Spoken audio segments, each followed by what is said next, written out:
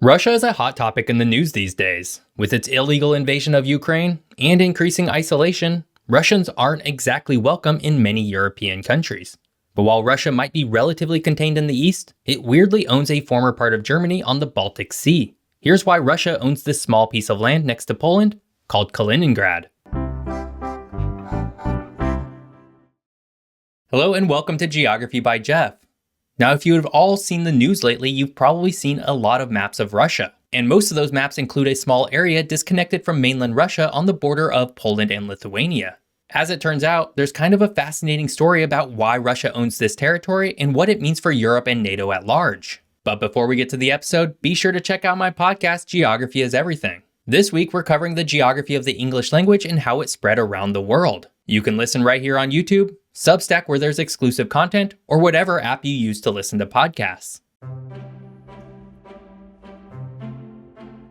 As with all parts of Europe, Kaliningrad's history is long, messy, and involves states and countries which really don't exist anymore. So as we dive deep into this region's history, just note here that a lot of smaller details are being left out. Kaliningrad's history can really be broken out into 5 distinct periods. An Old Prussian Sambian tribal period before the year 1255, the Teutonic period between 1255 and 1454, the Polish period from 1454 to 1657, the German-Prussian period from 1657 to 1945, and then, finally, the modern period where the Soviet Union, and now Russia, owns this region of Europe.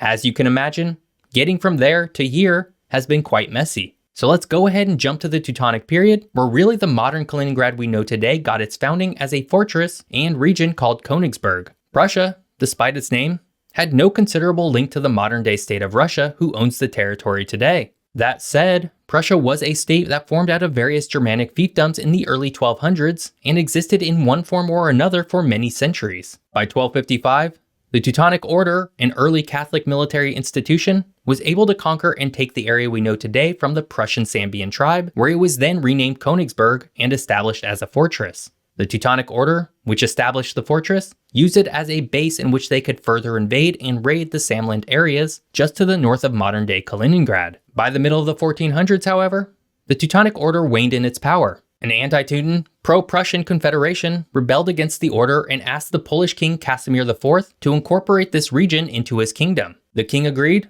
and the area became part of the Kingdom of Poland as the Duchy of Prussia. This would set off a series of wars between the Kingdom of Poland and the Teutonic Order for many decades. But it was also during this period of time that Königsberg and its region would convert from Catholicism to Protestantism, thus ending its relationship with the Teutonic Order once and for all. Over the coming centuries, Königsberg would transform into a major port and trading hub on the Baltic Sea. During the 30 Years' War in the early 1600s, Königsberg briefly became a fiefdom of the Kingdom of Sweden from Poland, only to then be granted full independence as part of the Treaty of Oliva, where the Brandenburg Prussia and eventually the Kingdom of Prussia would be born. For the next few centuries, Königsberg would primarily lie as a major seat of power within the Kingdom of Prussia, but Königsberg would largely remain as part of Prussia aside from a relatively brief 7-year period when, perhaps as a bit of cosmic foreshadowing, the Russian Empire would take it over. As Europe continued to evolve in the 1800s and into the early 1900s, Königsberg solidified itself as a culturally German city. When the German Empire was defeated in World War I and its territory broken apart, Königsberg and its region remained as an exclave of the new Weimar Republic that established itself within Germany.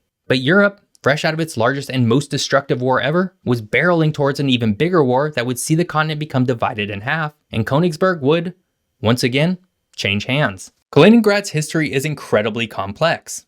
Everything we've covered up to this point is extremely high level. But it illustrates just how quickly lands and cultures could change in the Europe of old. Today, Königsberg is now Kaliningrad, and it would take a global event for that to happen. But before we get to how Russia came to own Kaliningrad, if you're enjoying this video, hit that subscribe button. More fun geography videos are just a single click away. World War II had an incredible impact on Europe. While the subject of today's video is Kaliningrad, just know that the war itself and the after effects changed the continent in so many ways that have had reverberating impacts that have lasted well into today. Some of which involve the subject of this video, but that we won't get to explore very deeply. Now, during the invasion of Europe, the Allied forces began at basically 2 separate ends. The British, Canadian, American, and other Allied forces began their invasion of the continent in France and Italy respectively. Meanwhile, the Soviet Union began their invasion in Eastern Europe. Given the proximity of Königsberg to Russia, it was always going to be invaded by the Red Army before the rest of the Allies arrived. In 1939, at its height before the invasion by the Red Army, the city of Königsberg had a population of about 372,000 people. Just 6 years later, only 73,000 remained.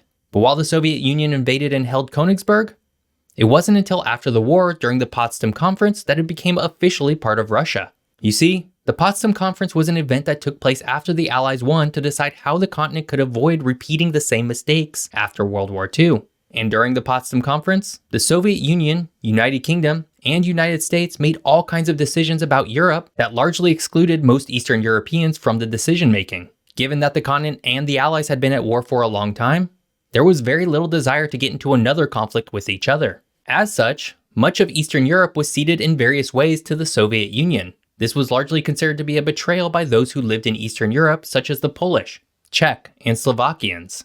And of course, as part of the concessions from the US and UK, it was decided that Königsberg and its surrounding province would officially be transferred to the Soviet Union, despite the landmass bordering Poland and never having much of a Russian population prior to 1946. The rest is, as we say, history. But there's one little hitch here as well. The Kaliningrad territory was officially part of the Soviet Union, much in the same way that many Eastern European countries were. When the Soviet Union collapsed, many formerly Soviet republics were given independence from Russia. Kaliningrad, however, did not receive the same freedom, primarily due to its strategic location on the Baltic Sea. Kaliningrad is very important to Russia. While originally Kaliningrad's location was a relatively simple strategic location along the Baltic Sea, today there are far larger geopolitics at play. This is primarily because of the Russian exclave's proximity to the North Atlantic Treaty Organization, also known as NATO. In 2007, Russia declared that if NATO missiles were deployed in Poland, Russia would relocate nuclear armaments to Kaliningrad. And while the 250-mile difference between Russia and Kaliningrad might not seem like that much of a difference, the fact that it's closer at all really does give Russia a bit of an edge. After all, if Russia wanted to strike out at the heart of NATO, let's say Berlin, from the Russian mainland, it would have to send missiles over multiple countries and multiple defensive systems.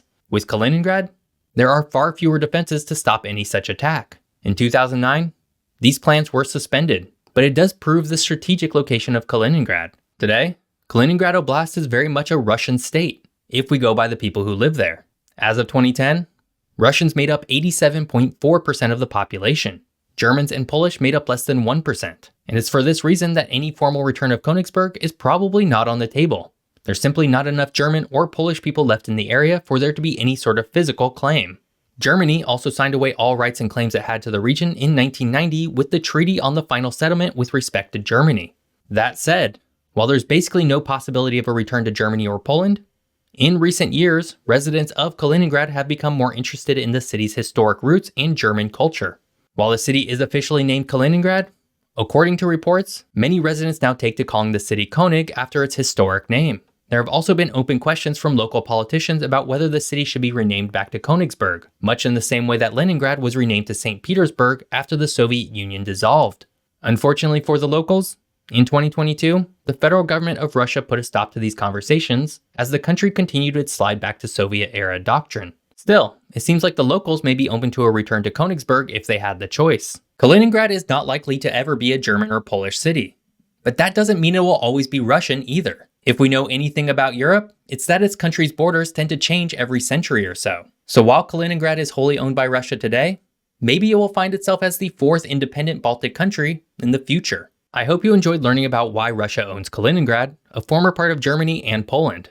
If you did, please subscribe to my channel. And if you want to watch more of my videos, you can do so here.